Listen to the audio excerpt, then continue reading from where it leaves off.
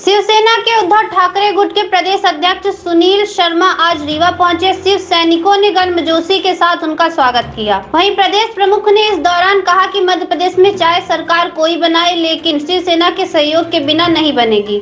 उन्होंने मध्य प्रदेश की 230 सीटों में पूरी ताकत के साथ चुनाव लड़ने की भी बात कही है। साथ ही कहा कि शिवसेना हमेशा हिंदुत्व की बात करती है, करती थी और करती रहेगी।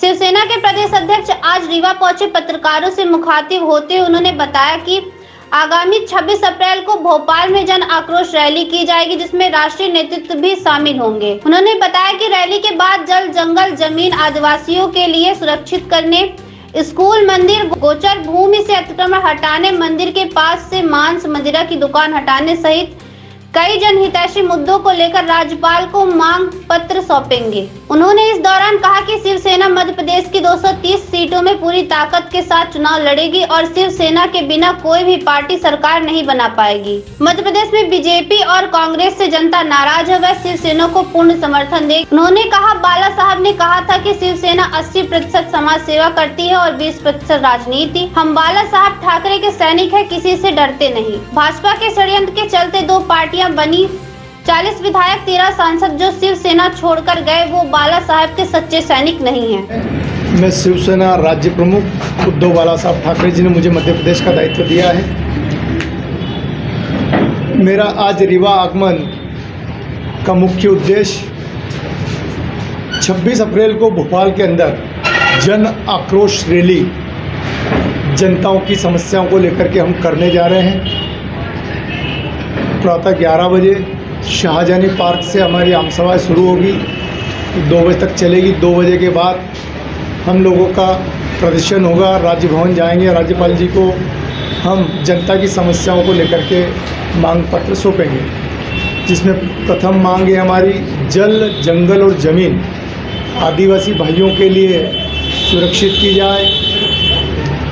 आज देश के अंदर और प्रदेश के अंदर गौ माता की बात तो सभी करते हैं, गोरक्षा की, लेकिन गोरक्षा के लिए ठोस कदम कोई पार्टी अभी तक नहीं उठा पाई।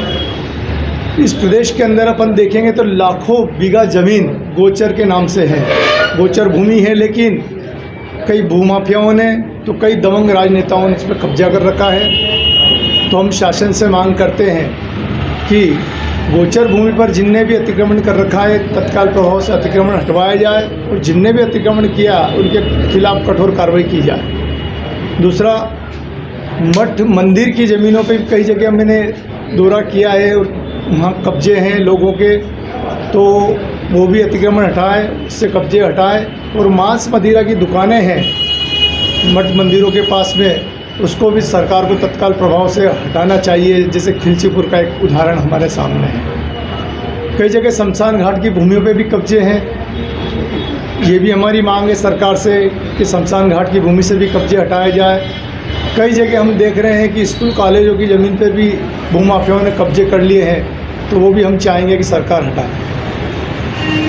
अगली मांग हमारी जो आंगनवाड़ी की माताएं बहनें आंदोलन कर रही सहायिका, उनका मानदेय फिक्स किया जाए और उनको पेंशन योजना दी जाए। दिग्विजय सिंह सरकार ने जो पेंशन योजना बंद कर दी है कर्मचारियों की, हम सरकार से मांग करते हैं कि जिस प्रकार राजस्थान ने, छत्तीसगढ़ ने शुरू की, इसे मध्य प्रदेश सरकार भी पुनः यहाँ कर्मचारियों की पेंशन फिर शुरू करें। इस प्रकार से 21 सूत्रीय मांगे लेकर के हम मध्य प्रदेश में पूरा दौरा कर रहे हैं और इन 21 मांगों के साथ हम लोग मध्य प्रदेश सरकार को जगाने के लिए राजभवन पर राज्यपाल जी को हम ज्ञापन देंगे।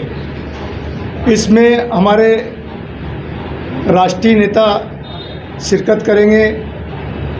आनंद दुबे साहब हमारे राष्ट्रीय प्रवक्ता हैं शिवसेना के, वो आ रहे हैं। हमारे अशोक तिवारी जी राष्ट्रीय संगठक आ रहे हैं। हमारे राष्ट्रीय संगठक एक रविंद्र कुवेस्कर साहब, ये भी आ रहे हैं। मुंबई से राष्ट्रीय नेतृत्व अब हमको पूरी तरह से मिल रहा है। अभी तक 10 दिसंबर 2022 को मेरे को उद्धव साहब ने मध्य प्रदेश का प्रमुख बनाया है। जब से मध्य प्रदेश में लगातार शिवसेना बढ़ती जा रही है। 2 बार हमने प्रादेशिक मीटिंगें कर ली है। अभी मेरा दौरा उज्जैन संभाग, इंदौर संभाग, भोपाल संभाग, आपका ग्वालियर संभाग और सागर संभाग होते हुए रीवा संभाग में आया हूँ।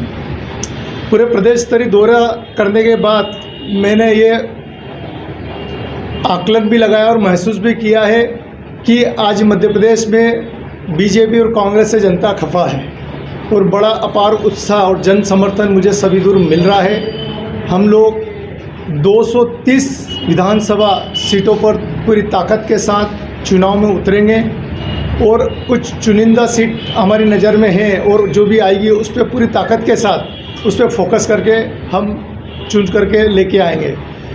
मेरा पूरा आत्मविश्वास है, जो मैं अभी घूम रहा हूँ देख रहा हूँ कि मध्य प्रदेश में चाहे सरकार किसी की भी बने, लेकिन बिना शिवसेना के सहमति के या सहयोग के मध्य प्रदेश में कोई भी सरकार नहीं बन सकती है।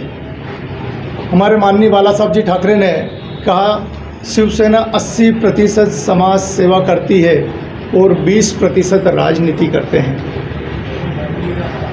ये जितने भी मुद्दे मैंने बताए कोई चुनाव को लेकर के नहीं है, ये सारे के सारे मुद्दे हमारे सामाजिक हैं। चुनाव तो 4 दिन बाद निकल जाएंगे, लेकिन हम लोग पूरे निरंतर, जब तक सफलता हमको नहीं मिलती है, जब तक शासन हमारी बात नहीं मानता है, तब तक हम निरंतर ये लड़ाई जारी रखेंगे।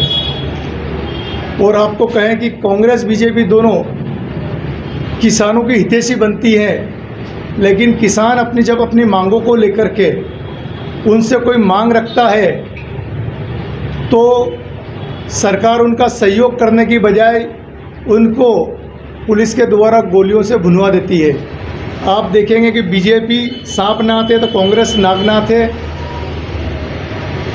कांग्रेस भी किसानों की हत्यारी है तो बीजेपी भी किसानों की हत्यारी है। 98 के अंदर आप देखेंगे मुल्ताई में गोलीकांड हुआ, 23 किसान भाई शहीद हुए हैं कांग्रेस शासन में।